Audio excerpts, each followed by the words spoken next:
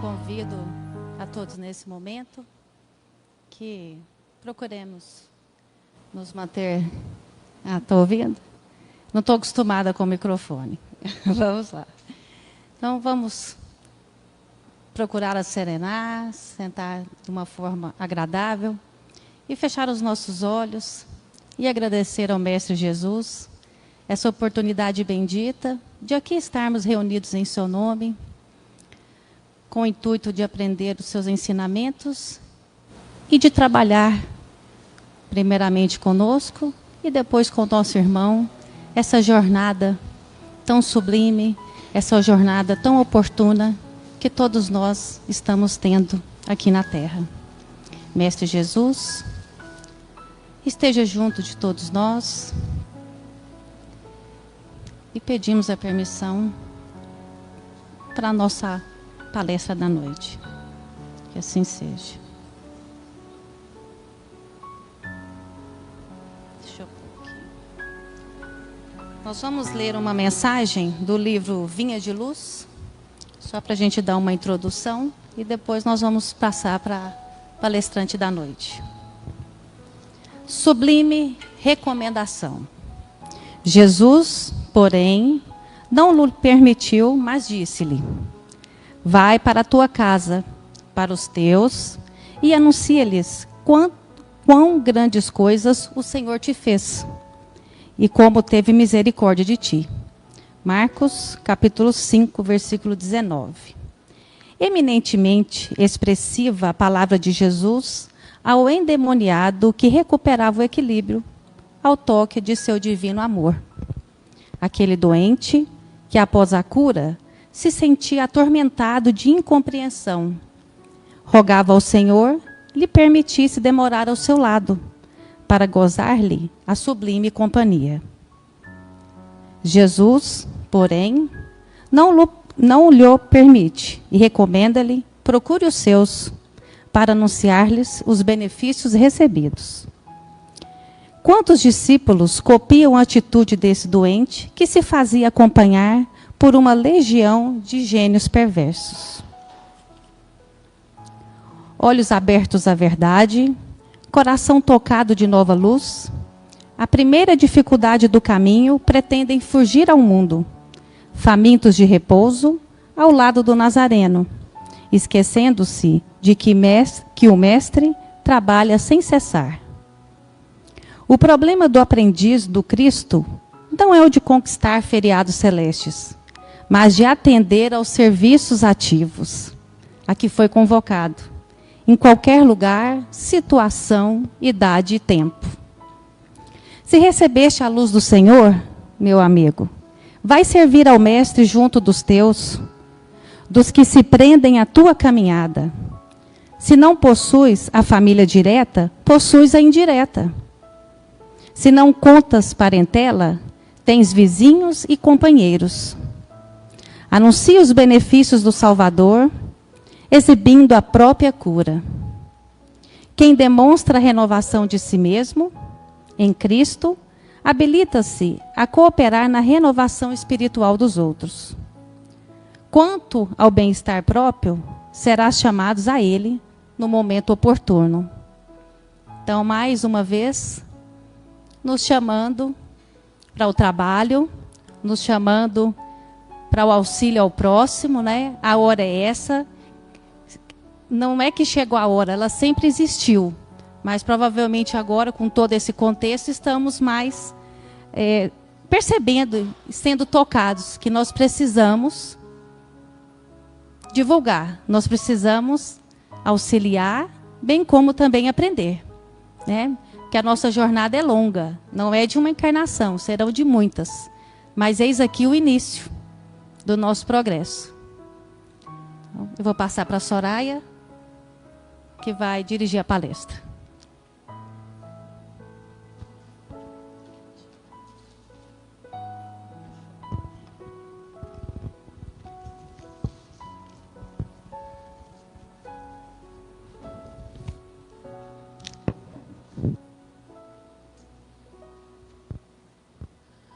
Boa noite a todos e a todas.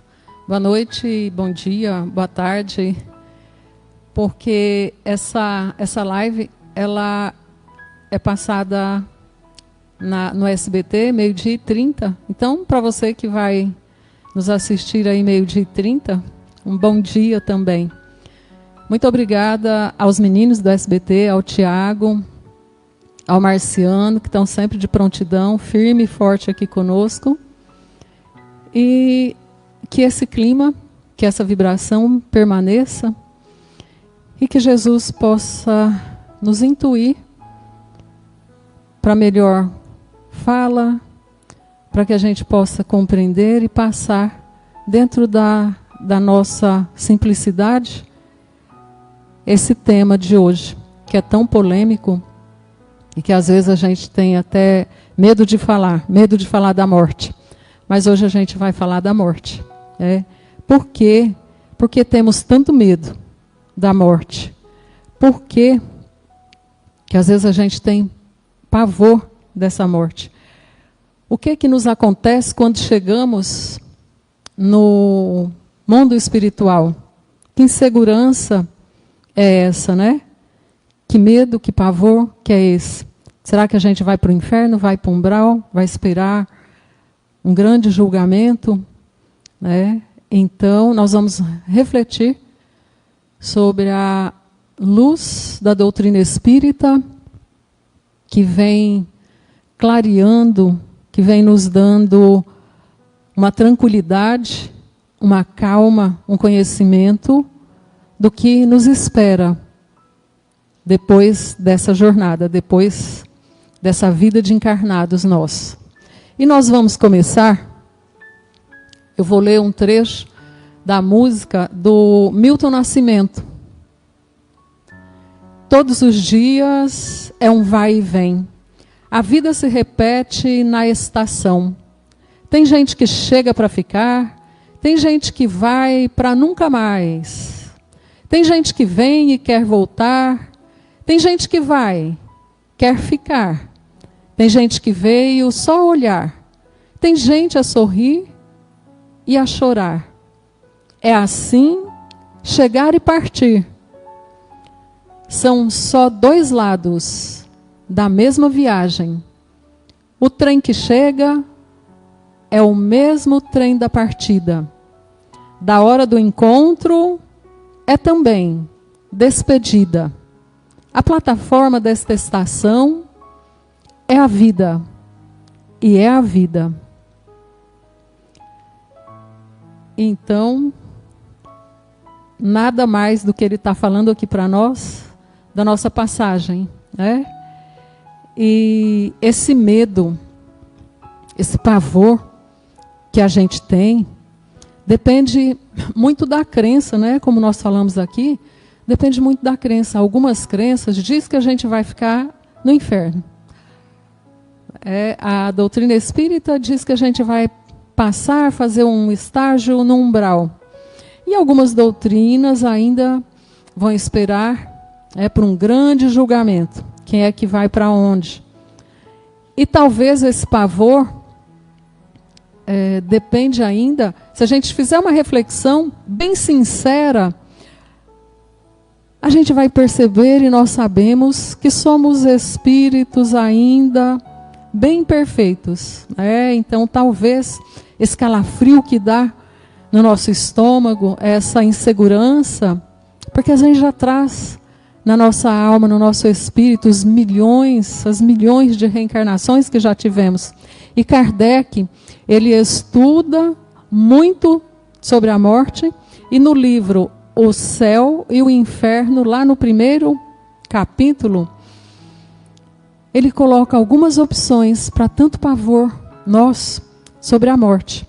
E Kardec coloca lá um primeiro item, que pode ser o instinto de conservação. Desde que a gente é gente, desde que fomos criados, Deus colocou em nós o instinto de conservação. Por quê? Porque se a gente não tivesse esse instinto de conservação, nós viveríamos com imprudência, né? Nós não teríamos, talvez, o cuidado com o nosso corpo, que é esse corpo que permite a nossa missão aqui na Terra, é esse corpo que permite a nossa jornada, a gente estar por aqui experienciando uma nova fase, uma nova etapa da nossa vida. Então nós precisamos ter essa prudência, e talvez seja um dos motivos que Kardec coloca bem claro no livro, e a ignorância acerca do que nos espera do lado de lá. Enquanto espírito, nós temos a intuição, certeza que nós temos essa intuição da vida futura, porque nenhum de nós acreditamos no nada. A gente sabe que tem alguma coisa, por intuição. E alguns irmãos nossos têm essa intuição, mas ela fica um pouco abafada, por, às vezes, não querer acreditar, deixa para depois, mas, de uma maneira ou de outra, mais dias, menos dias, eles vão reencontrar-se com a realidade. Vão desencarnar, vão morrer e vão encontrar, dar de cara com essa realidade. E a vida que continua. Porque a vida não para. Então, esse é um outro ponto.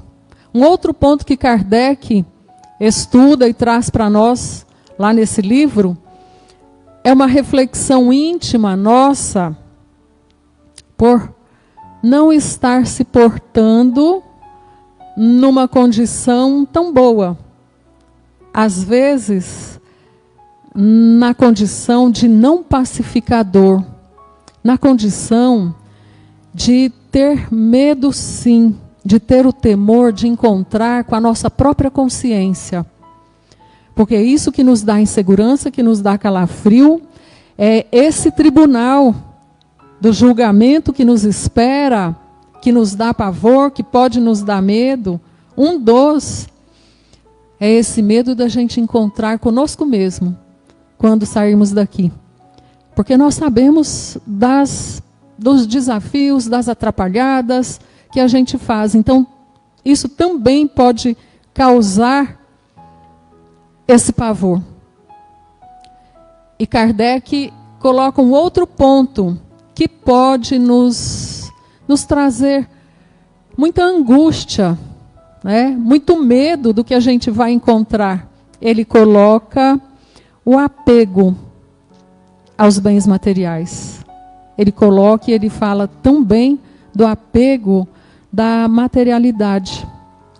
Por quê? Porque nós somos espíritos imortais. E às vezes a gente vive aqui e se apega tanto como se aqui fosse o nosso lugar. E nós somos espíritos imortais numa viagem material, numa viagem terrestre. Então esse apego, ele pode nos causar esse pavor.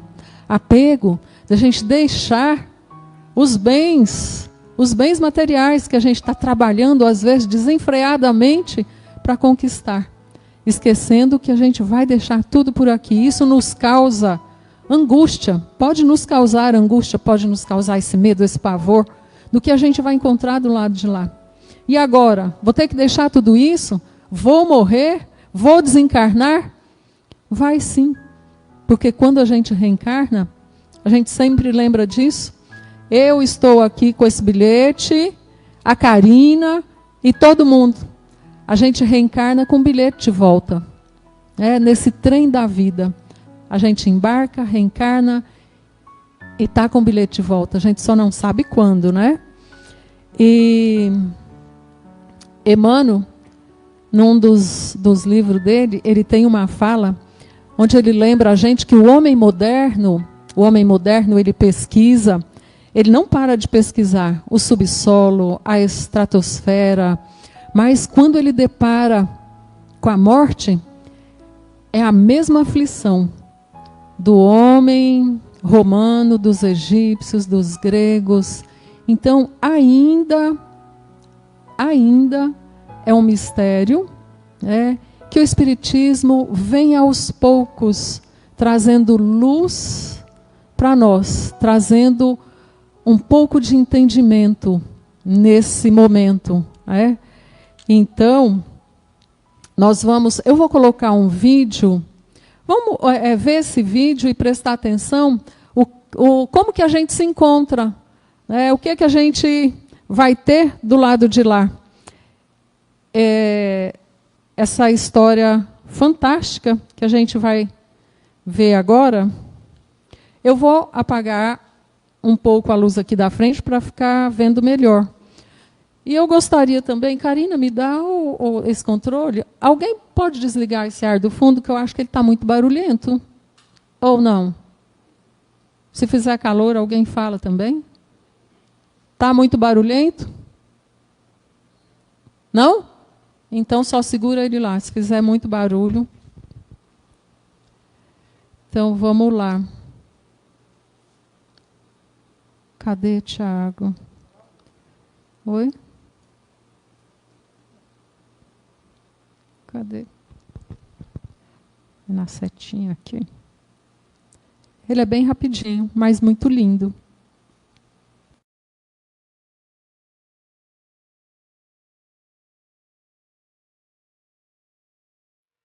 Naquele tempo que as sessões do Chico se estendiam pela madrugada, ele chamou minha atenção pela alegria com que ele chegava perto do Chico. Os olhos dele quase se inundavam de luz.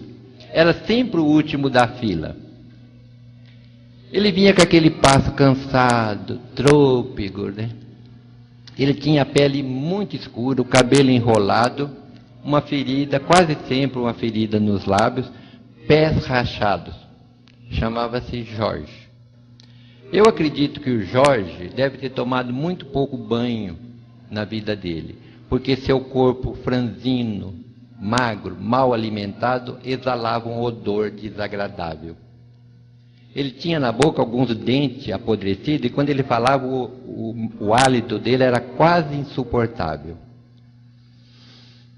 Quando ele chegava perto do Chico, o Chico perguntava para ele: Jorge, como é que vai a vida?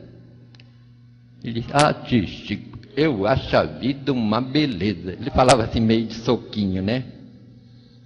Como é que foi a viagem? Ele morava tão longe que o Chico chamava a vinda dele ao centro de viagem.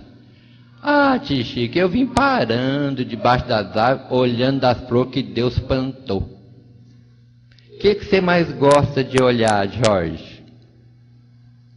O azul do céu, tio Chico. Às vezes eu penso que Nosso Senhor Jesus está me espiando por detrás de uma nuvem. E o Chico conversava com o Jorge 5, 10, 15 minutos. Eu falava: meu Deus, por que o Chico não diminui o tempo do Jorge? E dá mais tempo às outras pessoas. Teve gente que viajou milhares de quilômetros, veio de Fortaleza, Manaus, e ele mal pegou na mão dele, ele perde tanto tempo com esse cara aí. Mais tarde eu fui entender que somente o Chico Xavier seria capaz de parar para ouvir e entender o Jorge. Ninguém lhe dava atenção. Quando ele chegava perto dos espíritas, foi a única vez na vida que eu vi todos os espíritas ser tão caridosos. Eles enfiavam a mão no bolso, davam um trocado que era para ele sair de perto. Então ele ia comprar pipoca, guaraná, doce, ele tinha uma capanga, ele jogava tudo dentro da capanga, dinheiro, que dava, depois ele dava um nó. Aí eu falei: bom, agora acabou. Aí o Chico falava: agora o nosso Jorge vai declamar uns versos. Eu chegava até a me virar na cadeira assim, né? Aí o Jorge declamava 2, 3 versos. Eu falava: agora acabou. Aí o Chico falava assim: agora para nossas despedidas, declama aquele que eu mais gosto. Ele falava: qual, tio Chico? Aí o Chico falava: aquele da moça que você ia roubar. Ele falava assim: tio Chico, eu já me lembrei. Ele tinha um paletó de casimira, ele botoava o seu único botão apertando aquele corpo sofrido, né? Naquela hora da madrugada, o centro do Chico continuava esfervilhando de gente. Todo mundo queria ver a conversa dele com o Jorge, né? Aí o Jorge olhava para ver se estava todo mundo olhando para ele e sapecava assim, inflado de orgulho. Menina, penteie o cabelo. Joga as tranças pra cacunda. Queira Deus que eu não te leve de domingo para segunda. O Chico ria, a gente ria, o Jorge ria, mas mesmo assim o riso do Jorge era um riso dorido, porque os lábios dilatavam, a ferida sangrava. Aí ele se aproximava do Chico e dava uma importância para ele, que nesses anos todos eu nunca consegui ver, ele jogava dentro do embornal e amarrava. Aí ele beijava a mão do Chico, o Chico beijava a mão dele, beijava os dois lados do rosto do Jorge, ao que ele retribuía beijando os dois lados do rosto do Chico, onde ficava uma mancha de sangue. Ele falava quase dentro do nariz do Chico. Eu nunca vi o Chico ter aquele momento instintivo de recuo como eu tivera tantas vezes. Eu nunca vi o Chico se limpar na presença do Jorge, nem depois que o Jorge tinha ido embora. Eu que muitas vezes na casa lá do Chico pegava um pano de prato, molhava na torneira e limpava o que nós chamávamos carinhosamente de o beijo do Jorge. Eu não saberia dizer quantas vezes eu pensei em levar um chinelo para o Jorge, uma camisa, uma botina. Quando eu lembrava, eu não sabia o número. Falava, na próxima vez eu pergunto. E o tempo foi passando, eu não levei nada. Não levei nada e me lembro do apóstolo Paulo. Façamos o bem enquanto temos tempo. De repente, fica tarde demais. O Jorge desencarnou numa noite fria aqui em Uberaba. Esquecido do mundo, esquecido de todos, mas não de Deus.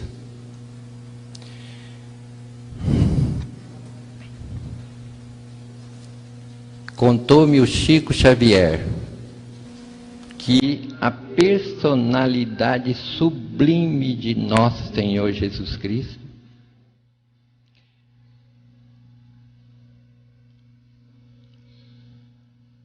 veio pessoalmente buscar esse homem de pele escura, cabelo enrolado, ferida nos lábios, pés rachados, mau hálito, mau cheiro. Retirou ele do corpo que estava envolto em pedaços de coberta, aconchegou-o de encontro ao peito e voou com ele para o espaço, como se carregasse o mais querido dos seus filhos. Não vos deixarei órfãos, estarei convosco até o fim dos séculos. Ele não faria uma promessa que não pudesse cumprir.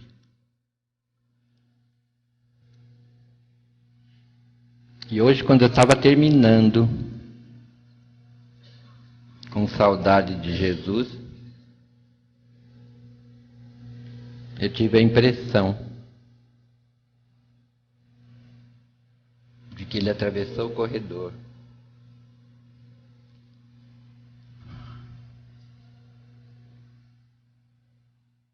Chegou até perto dessas flores e disse: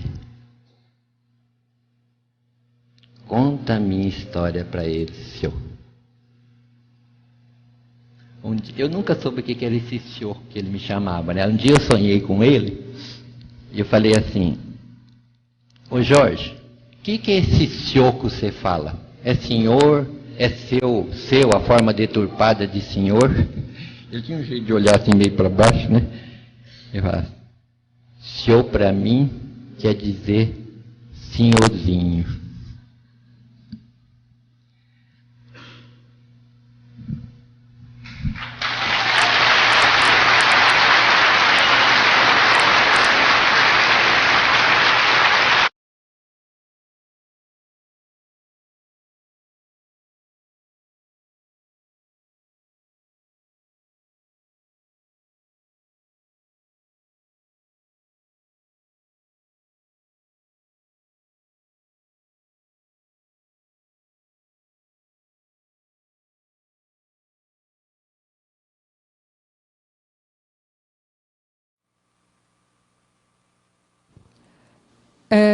para a gente entender um pouco e fazer uma reflexão. Quem será que vem nos acolher, né? Quem será que vai nos dar a mão? Emmanuel, ele tem uma frase, uma fala dele, que ele diz que morrer, em essência, é penetrar mais profundamente no mundo de nós mesmos. A morte extrai o conteúdo interior, o conteúdo mental de cada um. O conteúdo mental do que nós construímos ao longo da nossa vida. Então, cada um é único. Como nascer, cada nascimento é único, é diferente, morrer também.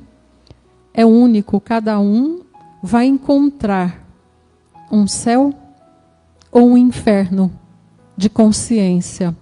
Se você vive, né, fazendo as coisas atrapalhadas, lidando mais com as ilusões, com a matéria, e não está muito preocupado, não entendeu ainda, não tem aquela consciência da vida espiritual, não tem mágica. A gente vai encontrar o que a gente sintoniza. Como você vive aqui e agora.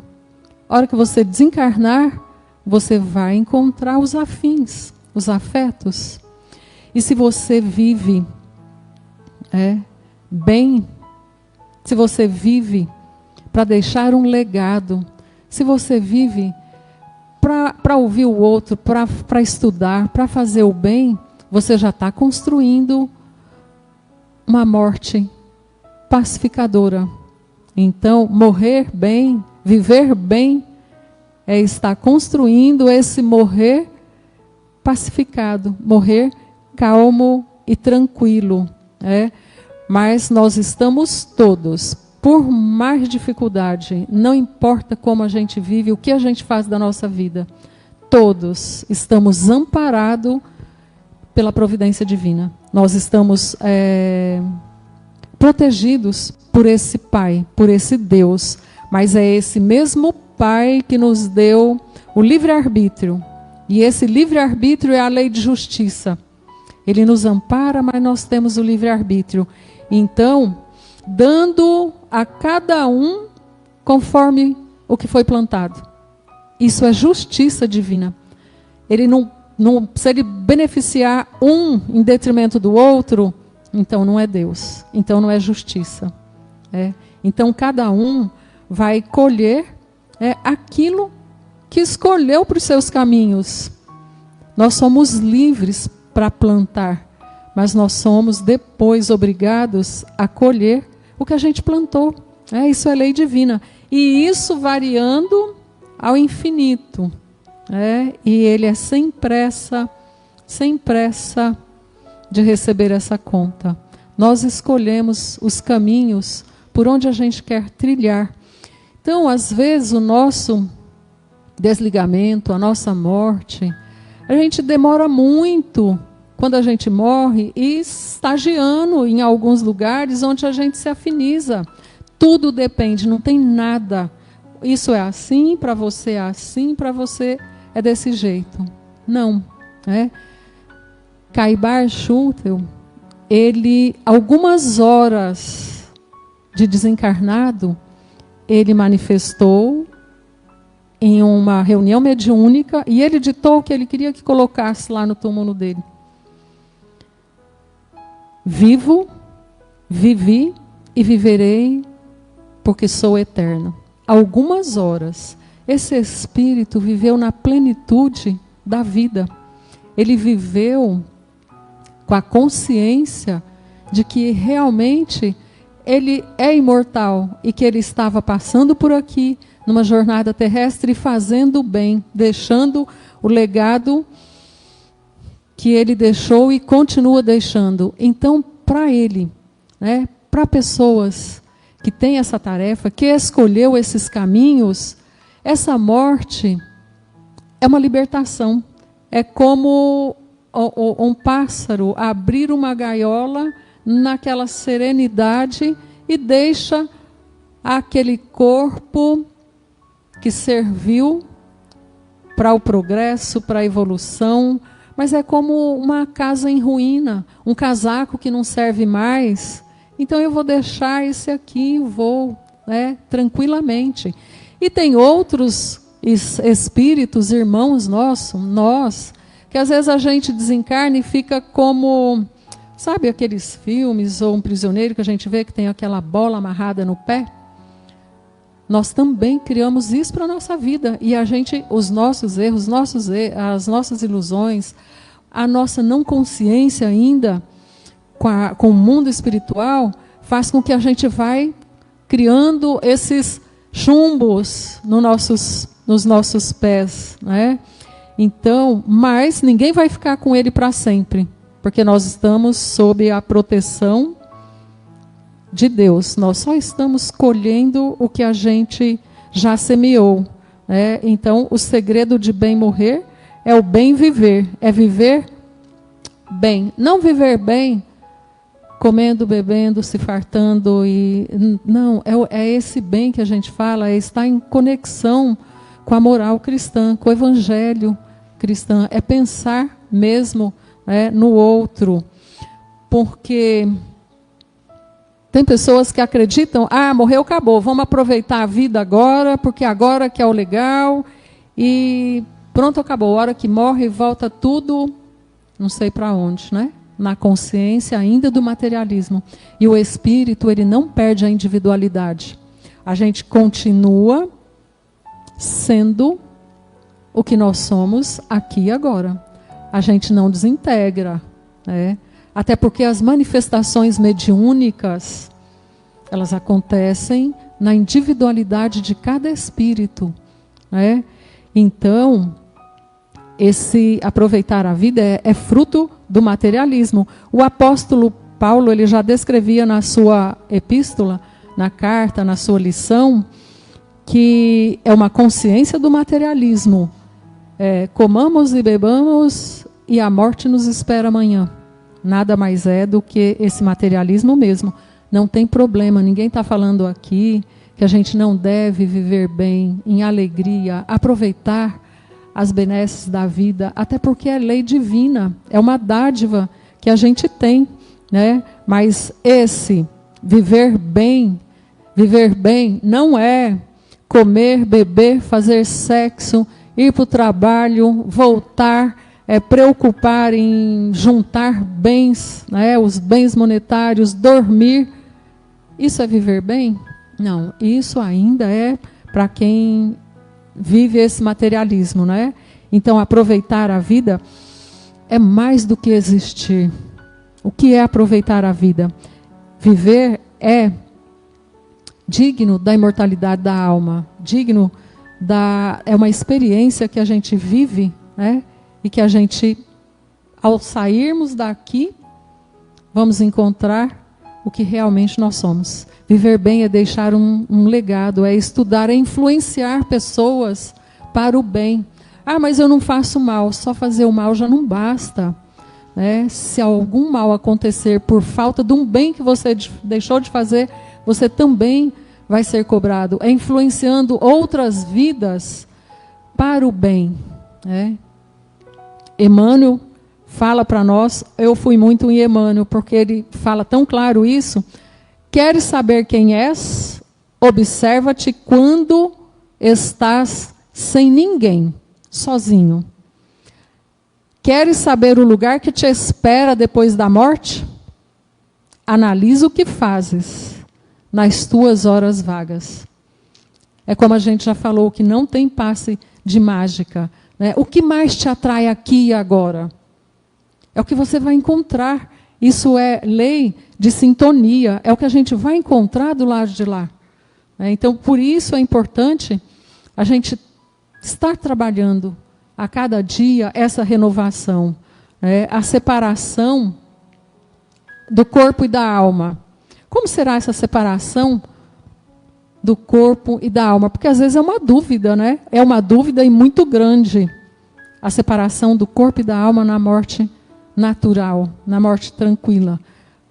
Porque Kardec conta para nós aqui, no livro O Céu e o Inferno, ele conta aqui numa figura, né, uma metáfora, que é como um indivíduo estar bem tranquilo lá num vale, muito cheio de névoa.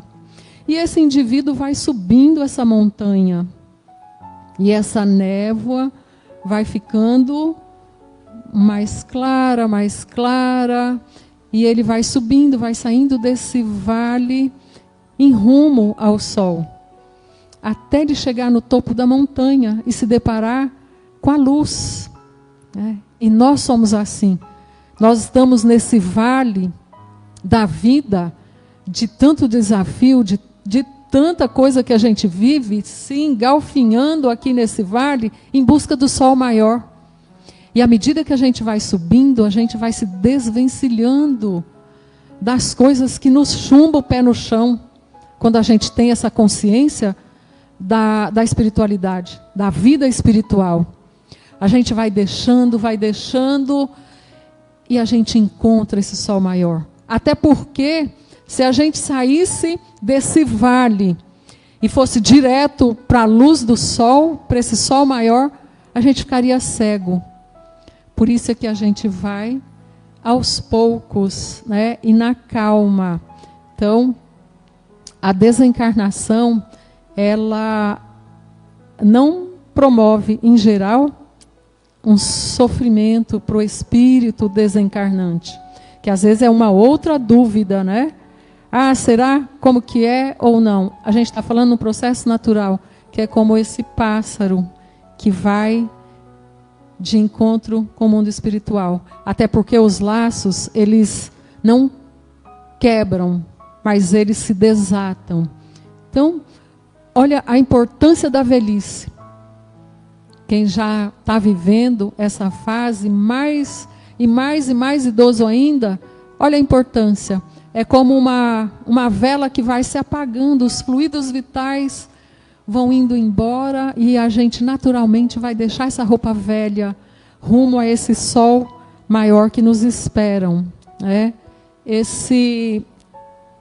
Tem uma outra, um Insta, onde ele fala, eu vou lembrar aqui, porque em falando da morte, em falando de energia, de fluidos, nesse Insta, ele conta que a hora que um médico legista chega para resgatar, para fazer autópsia naquele corpo, muitas vezes se depara com alguma situação que precisa de muita calma, de muito entendimento.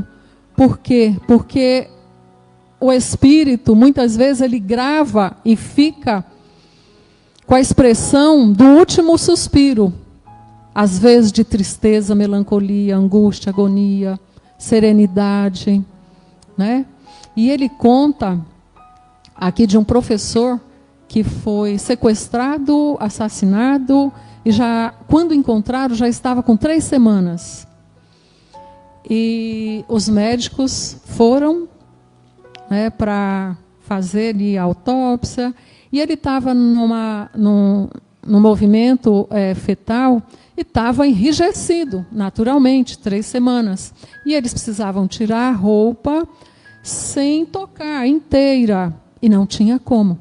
Então, um médico mais experiente foi, conversou com eles e disse, aguarde.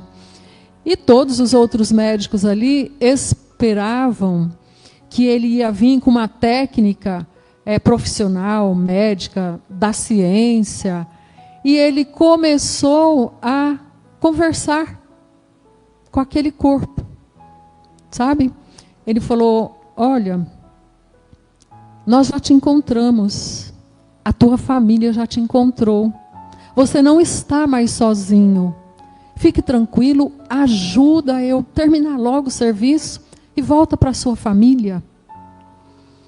E eles presenciaram ali as articulações, os braços, as pernas, amolecendo. E aquele médico colocou ele numa posição, né, assim em pé, que pudesse tirar aquela roupa. E eles perceberam logo em seguida a expressão do rosto dele, que já estava mais calmo, já estava sereno, né? Então, isso também mostra uma morte assim de pronto, violenta, onde os fluidos vitais estão todos ali, naquele momento, no corpo. Isso também tem nos casos da morte pelo suicídio, que a pessoa está em plena vida, mas isso traz tantas situações, mas ela rompe ali com a vida bruscamente, né? Então, as dores, o sofrimento que vai passar, até esses fluidos, esse desligamento acontecer, vai ser diferenciado, mas não vai ser desamparado por Deus, nunca, jamais. Simplesmente em situações diferentes, né? Que pode ficar aí perguntas, dúvidas. E nesses 2 anos, quase 3, que a gente vem vivenciando aí uma pandemia, ainda pode falar: como eu posso ajudar alguém nessa transição? Como eu posso ajudar um ente querido quando morreu, quando desencarnou? Como eu posso ajudar? É ficar bem. É ficar bem? Como assim, falando ficar bem? Esse ficar bem, a gente sabe que tem muita tristeza, mas esse ficar bem é não entrar em revolta, em desespero, é ficar confiante. Por quê? Porque tudo que nós sentimos, a gente passa e aquele ente querido recebe imediatamente as nossas vibrações. Então a prece é o maior recurso que nós temos nas mãos. É estar ali trabalhando, conversando, falando, lembrando das coisas boas e sempre em oração. É um recurso valiosíssimo que nós temos nas mãos. Então, esse momento que a gente passa, a gente pode começar aqui e agora, fazendo diferente do que a gente faz. O que está me prendendo aqui, que no momento que eu vou fazer essa transição, pode me atrapalhar? Na alimentação, nos pensamentos, na minha vida cotidiana. Eu posso começar aqui e agora e fazer a minha vida melhor, para o meu desencarne ser melhor ainda. Então, a nossa mensagem de hoje era essa. Se ficaram muitas dúvidas, vamos deixar para a próxima. Manda no grupo da União, deixa na livraria nossa, ou se alguém quiser ainda uma pergunta de última hora, rapidinho. Se não, eu vou pedir para os passistas ficarem lá no fundo, já ficarem aí atentos, e pedir para a Karina finalizar para nós, a nossa fala. Muito obrigado pela paciência, que a gente possa ir embora mais conscientes, tranquilos e valorizar muito essa nossa vida aqui encarnados. Karina, você finaliza?